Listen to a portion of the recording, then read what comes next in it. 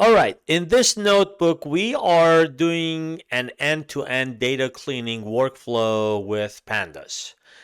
The file that we are working with is this file, this CSV file. The plan is simple. We load it, we inspect it, we clean it, do a sanity check on it, and eventually we export it, and we export the clean version that we're going to end up with at the end, and we save it inside a separate file.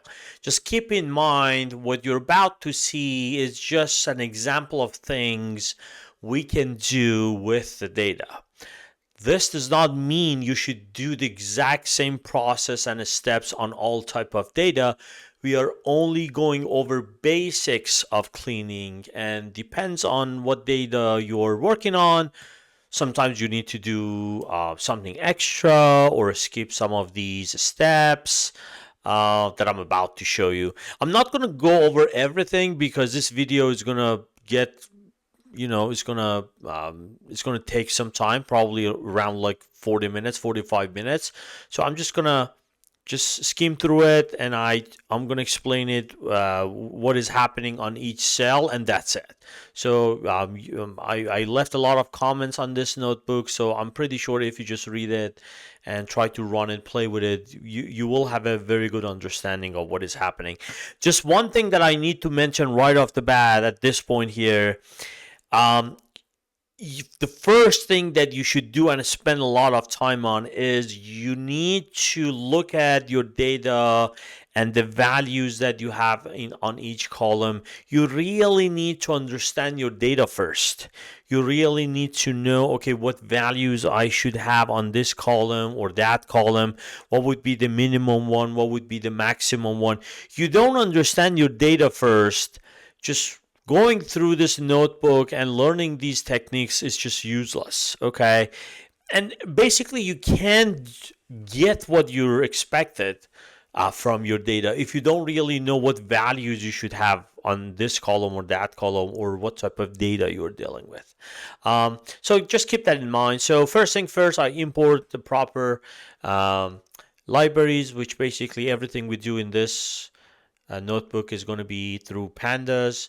I open it, I take a look at it. So I spend a lot of time looking at the data, the values that I have on each column and everything, but I'm only showing the head, and you can also pick some random rows here by this command and by this function. I'm also looking at the types, but I spent a lot more time on this just because you got to understand your data pretty well. If you don't, you cannot really clean it, you cannot fix things. So you really need to look at everything, probably more than just 8 rows or maybe the first 5 rows. You really need to look at different columns, run bunch of Python codes. Okay, what is the minimum? What is the maximum? Just look at different values that you might end up with on each column. So for example, like here, like look at that. If you're dealing with the time or date, that's gonna for sure that's gonna be one area that needs cleaning.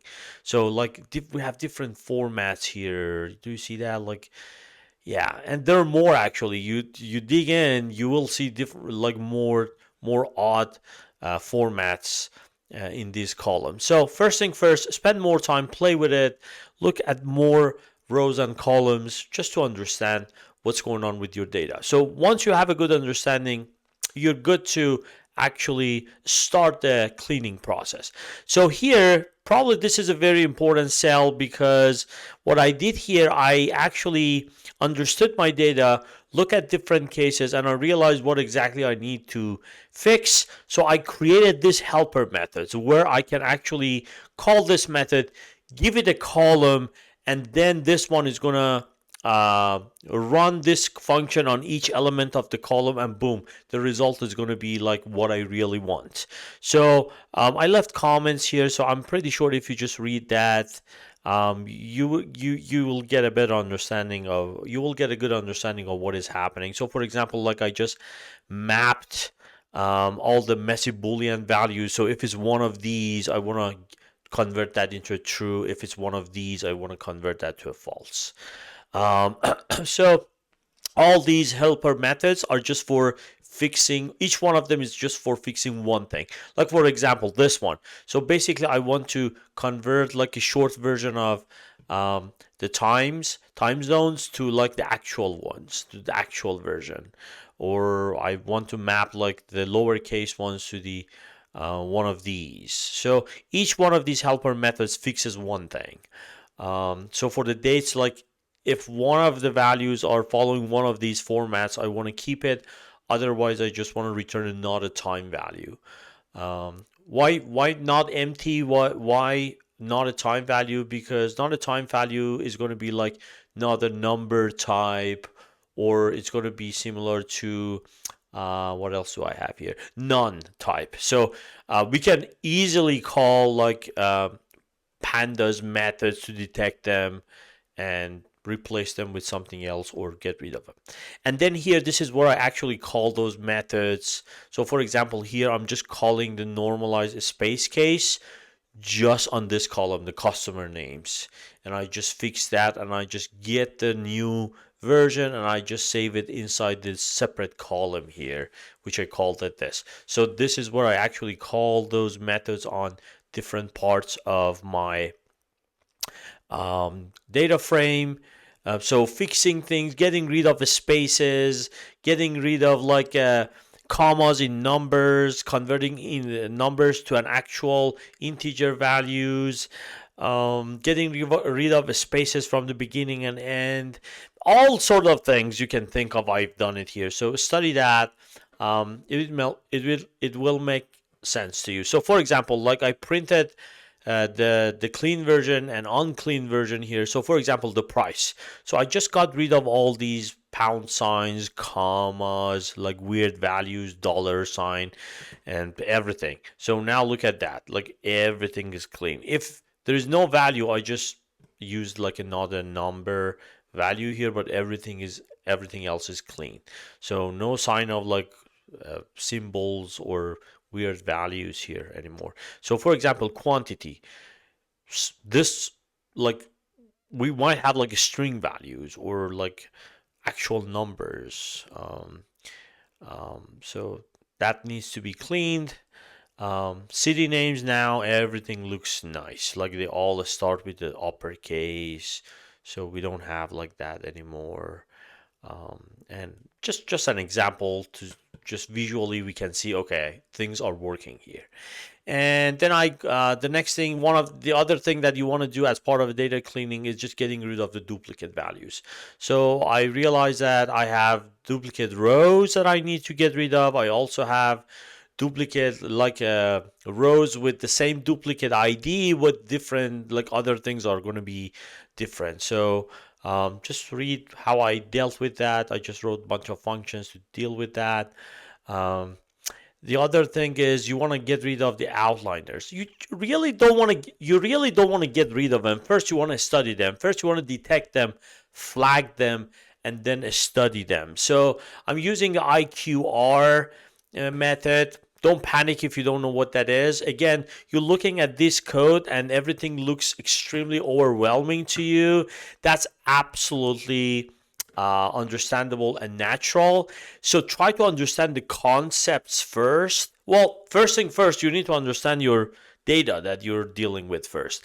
And then from all these stuff, just try to understand the concepts and coding. You're going to feel better after seeing more examples, and you have AI that can help you, but you really need to understand the concept behind everything. Once you understand the concept behind everything, you can ask a guy to write the code for you, and once you see enough code, you can write the code on your own without getting any help. So here I'm basically using IQR method. Basically I'm kind of detecting the extremely low and extremely high values, which we call them outliners, because these are weird values that they should not be there. So I'm not removing them, I'm just flagging them. So I'm gathering all the numbers that are between like 25%, 70%. Anything out of that bound is going to be flagged as outliner, so I can later look at it and study it. Like for example, like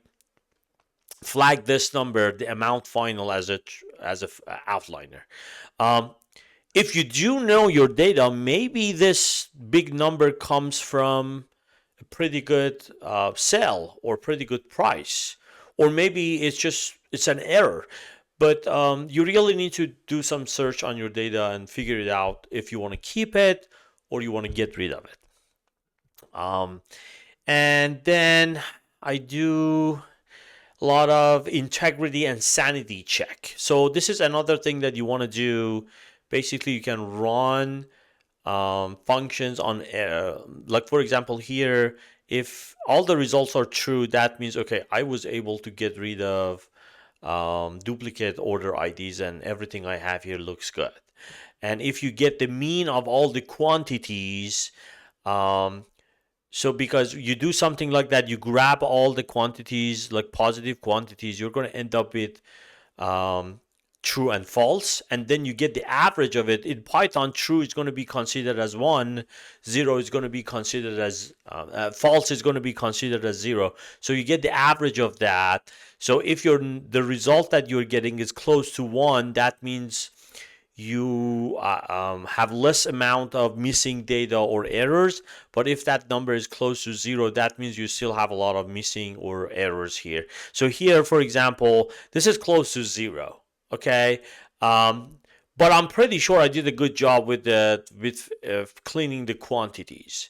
So why is that then? So that's actually another reality that we always run into with actual data.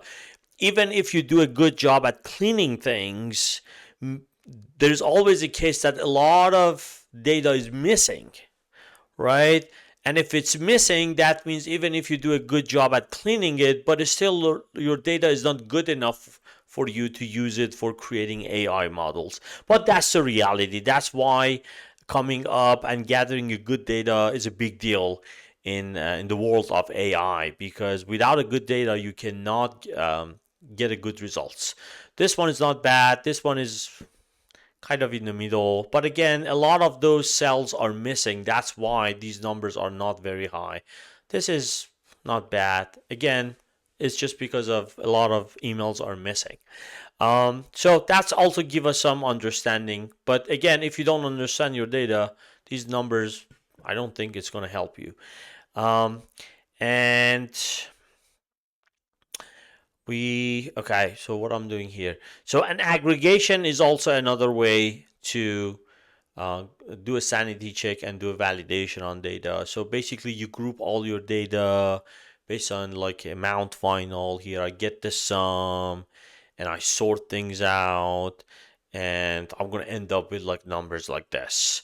Again, if you don't understand your data in the first place, you might see, okay, I have a big number for Columbus, and that doesn't mean anything to you if you really don't know what's going on. Maybe this big number comes from an outliner, or maybe we had a good like a um, sell here, or good amount final here.